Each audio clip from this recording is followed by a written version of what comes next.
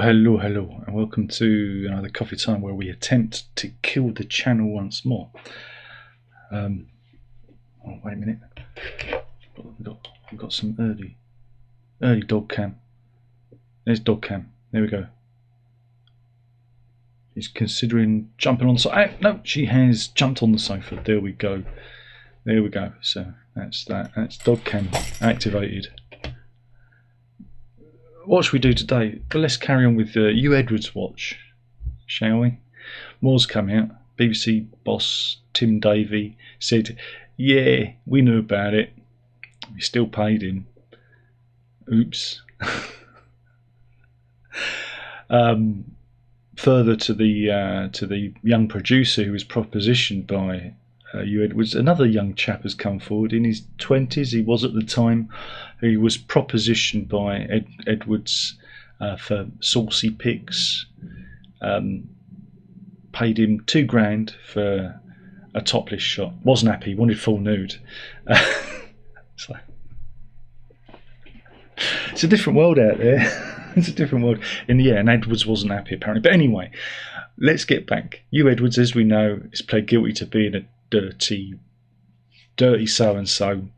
But yeah, his portrait was on the underpass. Here we go. This is the mural that was put there. It's quite scary, isn't it, really? That's enough to scare the kids away. Won't get any kids gathering in the underpass, would you? With that leering over you. Anyway, it was in his hometown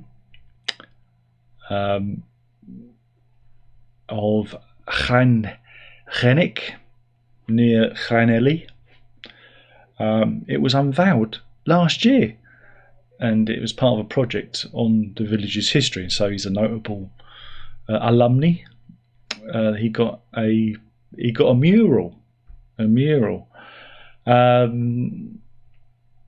but yeah, not anymore.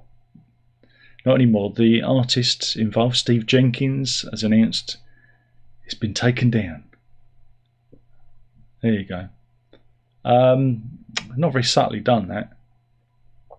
Probably going to replace it with a portrait of Rolf Harris, who visited in 1976. I'm joking. Maybe Jimmy Savile. Yeah, you need to get that filled in pretty quickly. But I think they should have just kept it there because it would have scared all the kids away, wouldn't it? In the underpass. No. I know. We're going to milk that one until September the 16th, when he'll probably get a suspended sentence. He's hired a big, heavy-hitting legal team. So there we go. It's all happening. Right, let's get back to the news then. Right, let's go to County Durham, to Darlington, and Hannah Robinson. She's told her story. It's a parking story. Yeah. She regularly parks her BMW in the centre of Darlington while she works at a nearby steakhouse, and she paid £8.50 a day to leave her car in the Featham's Leisure multi-storey facility. Here she is. They've obviously got, I like a little dog there. Little dog. There he is. Here she is, and we've got a picture of the place where she parks. Yeah, we do. We got all the news. We got all the news here. Look at that. There you go. But apparently, she's managed to rack up £11,390 in fines, despite paying the parking charge. And here is said parking meter in pay by mobile. Apparently the company that regulates it, XL Parking Services, says that she's broken a rule, right? Because they've introduced a new rule, a 5-minute rule, they reckon. They say she has failed to buy a ticket inside of the car park in the first 5 minutes of entering. Right? Now, Miss Robertson of Eagles Cliff, Canton, says that poor internet service inside the car park often meant she took longer than 5 minutes to pay. She said it's ridiculous. I've paid for it. I've been trying it for the first 5 minutes. They just don't care.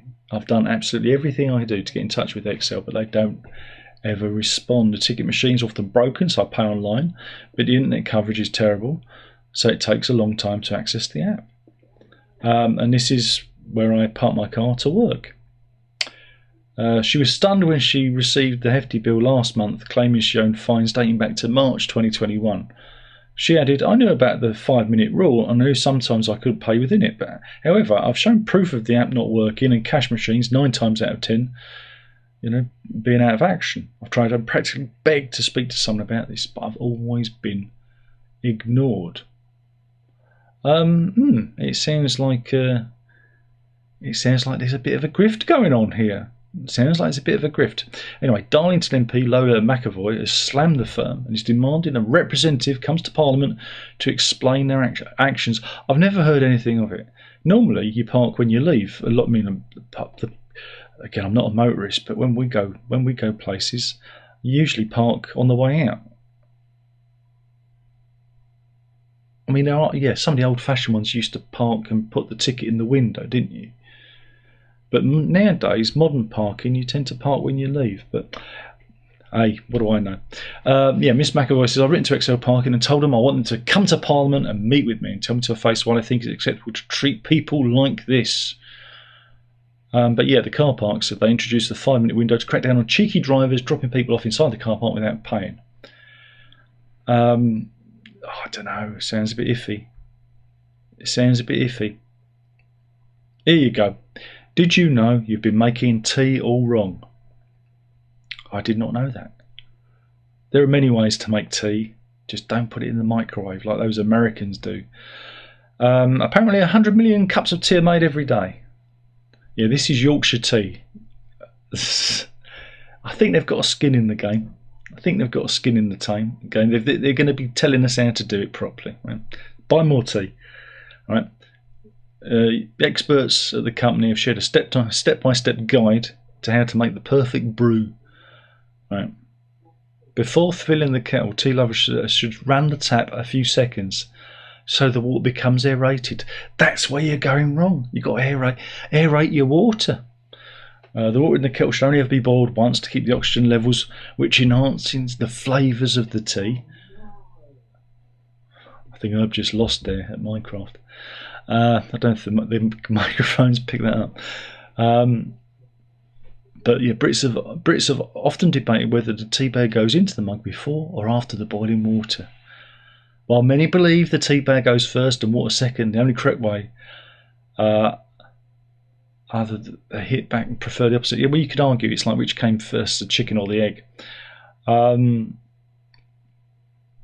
Yorkshire Tea says it's best to put the tea bag in first and then give it a brief stir. I mean, really, we've done this before. I remember this picture of all the different. I'll have a builder's tea, please. So there you go. There's always somebody out there that's telling you you're doing it all wrong. And this time it was Yorkshire Tea. Sell more tea bags. Meanwhile, we go from the sublime beauty of a cup of tea to the ridiculousness of a father trying to impress his daughter. This is Rob Vollmer from Washington, D.C. He's an American father who spent £18,000 travelling to Warsaw to see Taylor Swift with his daughter and her friends. He bought some tickets from StubHub, apparently, and he's terrified that the tickets he's bought may not be legit and they're personalised, so you may need ID to get in. Again, they do that to cut down on the resale of tickets. So he's bought tickets from a reseller, StubHub, and and to get into the venue. So I did. I've had similar things where I bought tickets And so he's worried now that he's spent all this money trying to impress his daughter Jane and her friends. There they are, on the plane to Warsaw with some iffy tickets. So he asked them for advice, right? Right. Their only advice was, when you get there, have a look around, because obviously your name doesn't match the ticket, you know, the ID doesn't match. Find the busiest gate you can find, the biggest entrance gate you can find there, and sneak in. That's their best advice. But yeah, he fears that he won't be able to get into the venue, which will leave his Swiftie daughter and friends heartbroken. He said, what do you tell these little kids? Well, buy legitimate tickets for a start. And for those of you who don't know, here is Taylor Swift. There we go. Taylor Swift. See, I've got this idea to save Marvel. You do Dazzler, the movie, with Taylor Swift, right? Taylor Swift, there's Dazzler. Set it in the 80s. Lots of disco, lots of music. It'll be like Barbie for superheroes. Everyone would love it. Everyone, even the fellas would love it. That's what you do. See, I should be running Marvel. There you go. What else have we got? I've got more Huw Edwards here.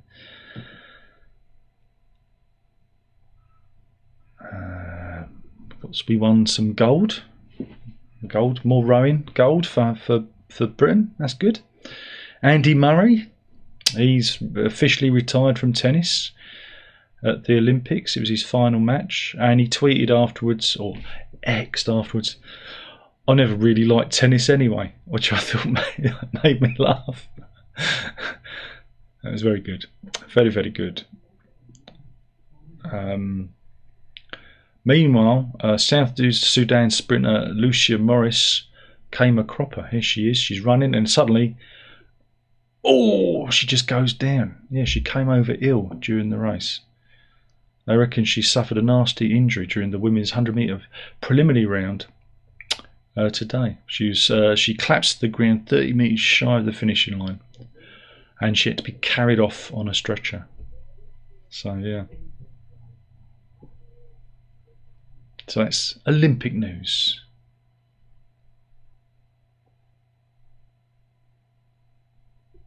Meanwhile, Joe Biden is still out there. I'm sorry, folks. He's still out there, and he's still doing Joe Biden shit. He was at the this is very, very strange. He was singing happy birthday to Miriam Buterin.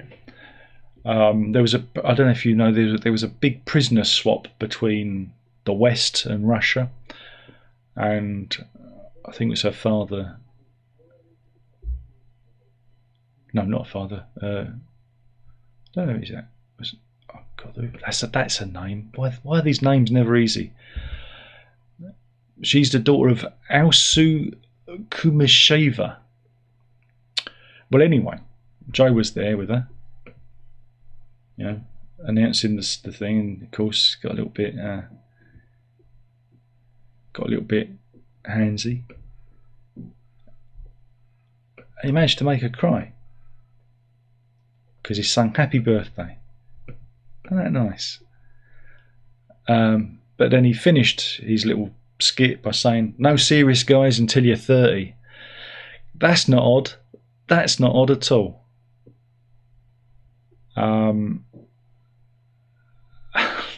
Why is he still allowed to roam free? Huh? What's that all about? He should be surely he should be taken away. All right. Let's go back to the news. We've done Joe Biden watch. He's still out there. He's still out there. All right. Where are we?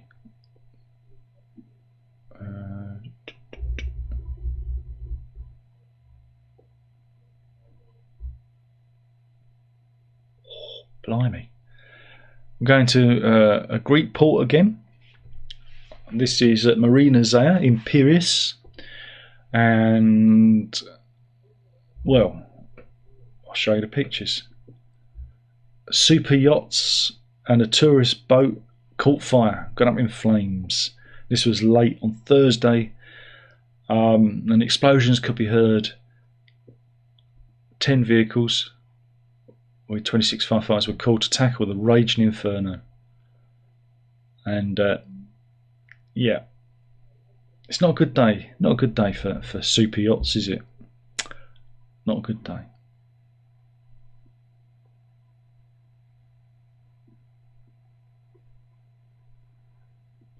Good news, more prison sentences were handed down to Just Stop Oil protesters. That's good, isn't it? Judge Shane Collery told the defendants as he handed down his sentences that their behaviour was disproportionate to their aims, and said it's easy to be blasé when it's not your life that's being disrupted. There we go. So here we are. If you want to know what a bunch of morons looks like, there you go. There we go. It's not very smart, are they? So he gave 2-year sentences to George Simonson and Teresa Higginson, and Paul Bell got jail for 1 year and 10 months, while Gail Delap and Paul Suzek were jailed for 1 year and 8 months. And the judge told Delap, who is 77, age, I regret, has not brought wisdom. And here they are, blockading the M25. Look, just get some stocks. Put them in some stocks and let the public punish them. Meanwhile, this is some footage of protesters. Where is this? This is riots in Hartlepool, apparently. God, they're everywhere, aren't they? So yeah, this fella he's taunting. This could come under animal news. Whoops. I wish you wouldn't do that when you click away. They're taunting him. He's waving his bottom at them because that's what you do. But he hasn't taken into account one of the police officers. Go on, give him a whack. So he hasn't taken account for this police officer coming into frame now. Police officer Rover. He's thinking, that's a juicy bottom. I fancy a bit of that. Go on, son, get stuck in. Hey, right on the arse. There you go. There you go. Oh, you gotta love it. You gotta love it. And it's from a different angle. Yes, go on, Rover. So yeah, and yeah, it's a good one. I like that. I like that. Does it tell you who the police dog is? It doesn't say. It doesn't say. But that was in Hartlepool. It's almost as good as the Hans Moleman clip that was doing the rounds. Again, I'm doing this on the fly. Did you see the one that was at Stockport the other day? I'm sure someone's done a Hans Moleman version of it. Here we go.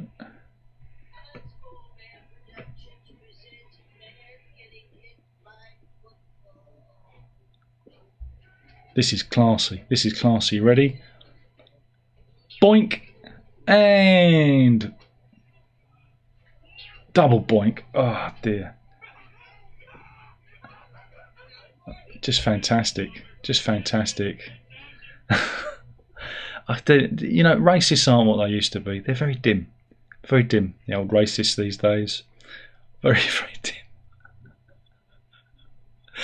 Used to get a better class of racist thug in the old days. But there we go.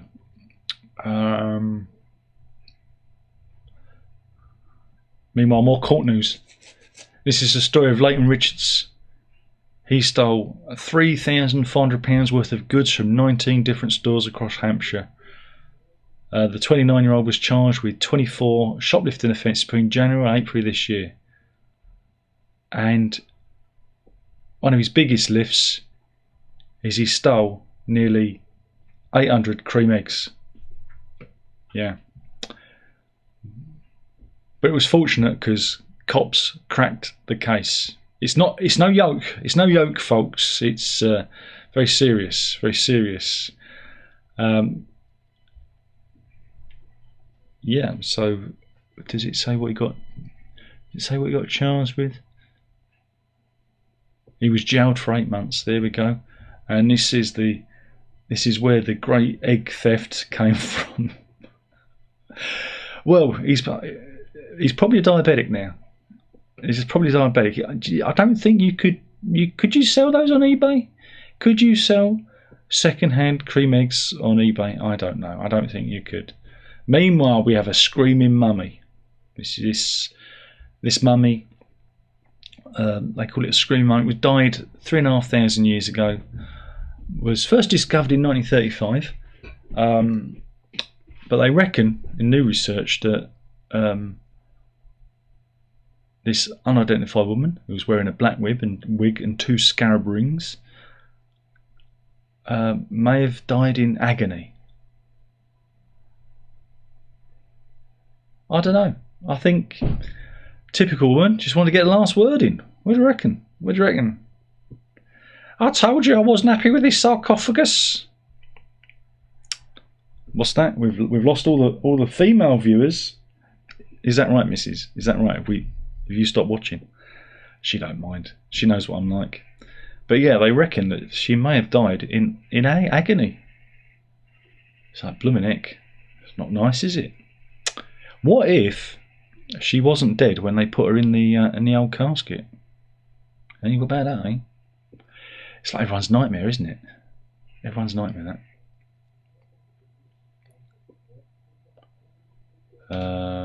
What else have we got? Oh, I've got that one. That's our animal story of the day. We've got that one already. Have we got any other? I can't cover that. Meanwhile, those of you who like to think ahead, those of you who are prepared, Summer Hills Nursery in Basildon.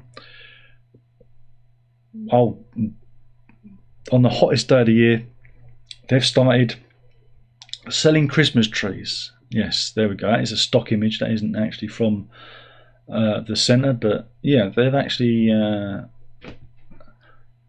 they've got the old Christmas trees. Yeah, temperatures hit 32 degrees, I reckon. Yeah, the centre shelves are already filled with fake Christmas trees, baubles and Father Christmas figurines. Meanwhile, the rest of the country have been baking, and it's quite close today, though cloudy. Summer Hills manager insists the early decoration due to high demand, which sees some customers travel as far as Scotland. Charlotte Harrington said, for many years now, we've opened our Christmas department in the August bank holiday. Stock comes in early and we gradually start putting it out on the shop floor. This is just a small fraction of what we have. It's depressing, isn't it? Be Christmas before you know it. Meanwhile, this is everyone's nightmare. With the sunlight at the moment, be careful what you have in the window. Things like this, not this, maybe this, but mirrors and things like that can cause the sun to be reflected, obviously, and be focused to a point where it can actually set things on fire. And this was the case for Sam and Michael from Rochester in Kent. They were at home when the blaze happened and were alerted when their smoke alarms went off. 2 fire engines were scrambled and they managed to rescue Tigger, the family cat. And as you can see, this is the aftermath of the blaze, which they reckon was caused by a vanity mirror. Here you go. Melted the telly. That's not good, is it? But yeah, they reckon the mirror there caused the fire. Many items in the bedroom were destroyed, but the fire was contained because the bedroom door was shut at the time. Michael said, I was working in the office, which is directly under the room, which caught fire, and I could smell burning, like burnt toast. I checked the fan to see if it was overheating, went downstairs to see if anyone was cooking. Then I heard a smoke alarm on the top floor go off. I ran upstairs in a panic and screamed for Sam to wake up. We got out as quickly as we could and called 909. Sam added, we'd only just redecorated the room a few days before, so we weren't sure what caused it. And when firefighters told us it was the mirror, we thought, how can a mirror do that? It's not something you'd think of. Now we know that anything reflected off shining a window where a sun hits it could start a fire. We're sharing our story to help keep others safe. We were lucky, indeed, indeed. And let's end on an animal story, shall we? Yeah. Yeah, we'll end on the animal story. We're going to Canada. No, we're not going to Minnesota. It's a Canadian lynx. read the story. We've got some amazing footage. He said, amazing footage. If I just, oh, it's an advert. Oh, I don't want the advert. Don't care about his glossy coat and healthy skin. I want to see the Canadian lynx. And it appears to pose like the wildlife camera. Look at it. Isn't he a handsome chap? Look. He sits down and poses. Isn't that amazing? Wow. Look at that.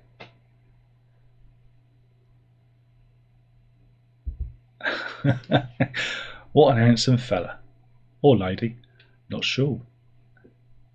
You have to pick him up and rattle him to find out. So there you go. And then he leaves. This is, like I say, it's in northern Minnesota, in the woodland there. Biologist Tom Gable is the leader of the Voyageurs Wolf Project. Discovered the once-in-a-lifetime footage while reviewing thousands of hours of recordings taken on a trail camera. It was shot on the Kabetogama Peninsula, and it shows the elusive lynx casually strolling through the woods before settling down in front of the camera. It was almost like it knew it was being filmed.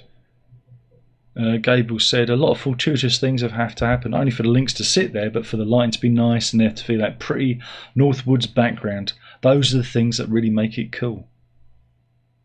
And yeah, what an amazing, again, what an amazing image. No, you're not working. Okay, why aren't you working? Let's try that again. What an amazing image, he says, because it doesn't always work. What an amazing image, anyway. Thank you for watching. I shall have a look in the chat room. There's nobody there usually, because nobody's watching this, because like I said, we're killing the channel. Nobody cares. Nobody cares for news or me flapping my chops about the news. Nobody wants it. Oh, blimey, it's really busy today. Who's in? John Mark's in. He says hello. Is anyone watching? Yeah, I'm watching. Andrew's in, and John Mark is. So glad you joined me, Andrew. And they're chatting. Bonjour. Yeah. And he asked for everyone to come and join in. He adds, I'm a Swiftie, and that's nice to know. Andrew says, I predicted civil war a while back. It seems to be coming true. There's no civil war. It's just your bunch of racists out having a good time. You know, it's not right-minded people. It's your usual loons. Because if it was a genuine protest, they wouldn't smash up shops, would they? They wouldn't set fire to the police. They'd have their protest and then they'd go home. But they don't. There's always, you know, an element. And Andrew likes to cream eggs. He's the guy. He's the guy. It's in his neck of the woods. Bronson says, I bet he scrambled to hide the eggs when the police turned up. Yes, indeed. And John Mark says, it's the people that don't want the tourists. No, no, no, it's against human rights. Love to just stop all. No, never. Lock them all up, Jean-Marc. Lock them all up. And Andrew says, I got lost in Basildon once. Excellent. It wasn't Aurora Borealis, no, no. And G-Man says, hi Darren, speaking of fires being started, I was seeing the vid the other day where a car went on fire. Cause of fire was a bottle of water left on the car seat. The sun did the rest. Again, you've got to be careful. You've got to be careful. You've got to be careful what you do out there. Anyway, thank you for watching. That's enough for today. Hopefully you'll have a good weekend and we'll do this, I don't know what we'll do. Who knows what we'll do. Anyway, kill the channel one video at a time. Thank you for watching. Drink out. Ta-ta.